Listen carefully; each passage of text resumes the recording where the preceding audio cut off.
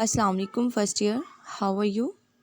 Okay, आज हम chapter number 5 का सेकंड लेक्चर पढ़ने लगे हैं जो कि है टाइप्स ऑफ इंडेक्स नंबर। ठीक है, टाइप्स ऑफ इंडेक्स नंबर। तो शॉर्ट क्वेश्चन आता है, what are the types of index number. आपने लिखना है there are 2 types of index number. Number 1 है सिंपल इंडेक्स नंबर, नंबर 2 है कॉम्पोजिट और एग्रीगेटिव इंडेक्स नंबर। ठीक है, ये शॉर्ट क्वेश्चन हो गया एक। सेकंड शॉर्ट क्वेश्चन है what is the simple index number. यहाँ से आपका एक MCQ भी बनता है।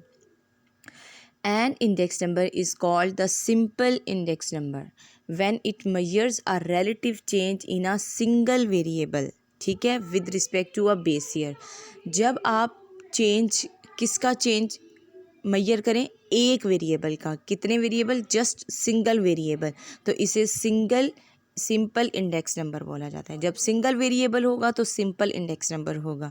ठीक है, जैसे आपके एयर्स के साथ जस्ट कोई एक वेरिएबल हो, वेजेस हो गया है, प्रोडक्शन हो गई है, प्राइसेस हो गए हैं, जो भी, तो इसे बोला जाता है सिंपल इंडेक्स नंबर।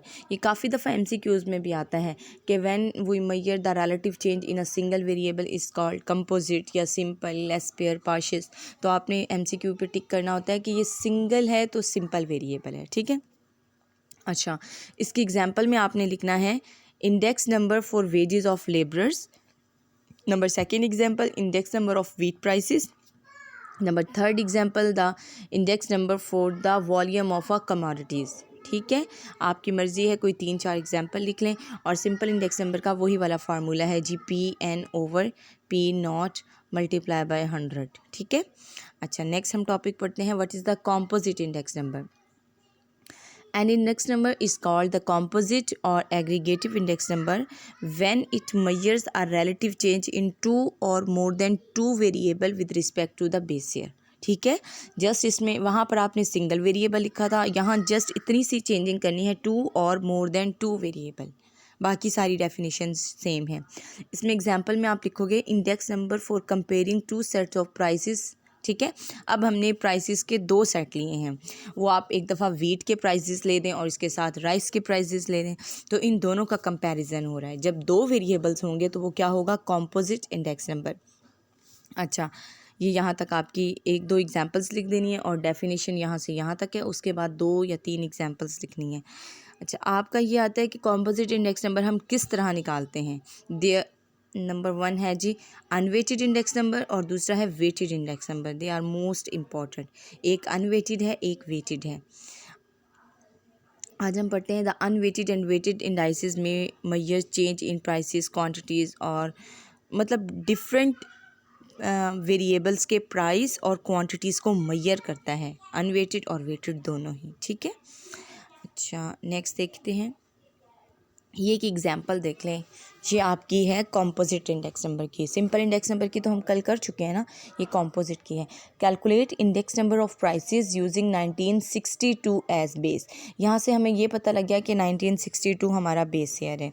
और दूसरी बात ये देखें, आपको ईयर्स दिए हुए हैं, फायरवुड के प्राइसेस दिए हुए हैं, कमोडिटीज़ दी हुई हैं, सॉफ्ट केक की कमोडिटीज़, कर्सन ऑयल की और मैच की।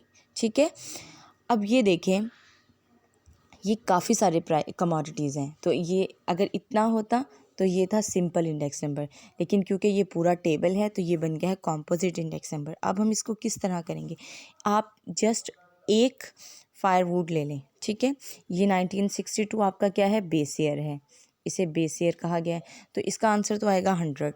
फिर आपने 3.44 ऊपर रखना है, 3.25 नीचे, मल्टीप्लाई बाय 100, 3.50 ऊपर, 3.25 नीचे, मल्टीप्लाई बाय 100, आंसर आ जाएगा 3.75 ऊपर, 3.25 नीचे, मल्टीप्लाई बाय 100। ये आपका एक इंडेक्स नंबर आ गया है। अब आप सॉफ्ट केक का लेंगे, सॉफ्ट केक का पहला 100 ही होगा, फिर 2.80 को 2.50 पे डिवाइड कर दें, फिर 2.0 को 2.50 पे, फिर 2.50 को भी 2.50 पे। ठीक है, यानी आपकी बेस ईयर पूरे कॉलम की फर्स्ट रो ही रहेगी पूरे टेबल की, और बाकी सारे आपके ये करंट प्राइसेस हैं, तो आप सबको डिवाइड करते जाएंगे बेस ईयर पे। ये आपके हर कमोडिटी के इंडेक्स नंबर्स आ गए हैं। अच्छा, अब आपने क्या करना है, क्योंकि ये आपका कंपोजिट इंडेक्स नंबर है, आपने इन चारों का टोटल ले लेना है। ठीक है, ये सारे टोटल्स आ गए।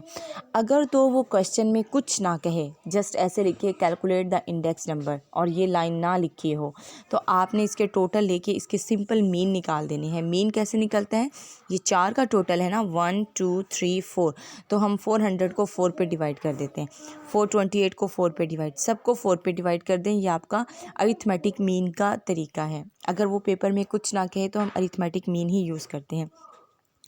अब इस क्वेश्चन में उसने अरिथमेटिक मीन भी कहा हुआ है और मीडियन भी कहा हुआ है, तो हम अरिथमेटिक मीन तो कर चुके हैं। मीडियन में हमने क्या करना है, हमने डाटा को करना है अरेंज। ठीक है, सबसे पहले छोटी वैल्यू, फिर उससे बड़ी, फिर उससे बड़ी, फिर उससे बड़ी, अरेंज करना था। फिर सेंटर में जो दो वैल्यूज़ आएंगी उन दोनों को जमा करके 2 पे तकसीम कर दे, मीडियन आ जाएगा। ठीक है, अब सारी ये तो 100 थी, इनको तो तरतीब देने की ज़रूरत ही नहीं है। अब हम नेक्स्ट लाइन में देखते हैं, 106 112 110 100, सबसे छोटी है इसमें 100, फिर आएगी 106, फिर आएगा 110 और फिर आएगा 112। ठीक है, अब सेंटर में 106 प्लस 110 आ गया। आपने क्या करना है, 106 को 110 में ऐड करना है, 6 2 226 आ गया। अब इसे 2 पे डिवाइड कर दें, 1 1 और 3, तो ये देखिए आपका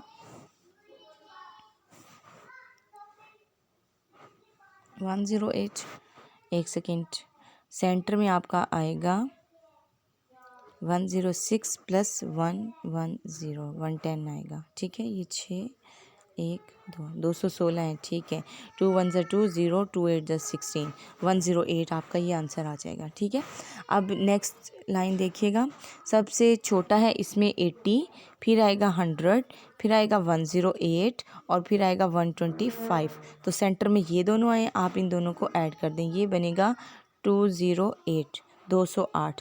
अब 208 को आपने 2 पे तकसीम किया तो ये 104 इसका आंसर आ चुका है। ठीक है, अब आप लास्ट वाली लाइन को भी बिल्कुल इसी तरह कर लें। इनमें सबसे पहले आपने तरतीब दे देनी है, सबसे पहले 100 आएगा, फिर अगेन 100 आ जाएगा, फिर 115 आ जाएगा, 125 आ जाएगा।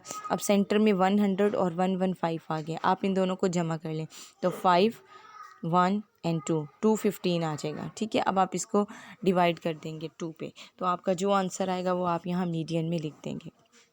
ये है कंपोजिट इंडेक्स नंबर निकालने का तरीका। इससे रिलेटेड आपके 2 क्वेश्चन हैं, आपने सॉल्व करने और फिर मुझे चेक करवाने हैं। कोई प्रॉब्लम हो तो आप मुझसे पूछ लीजिएगा। अल्लाह हाफ़िज़।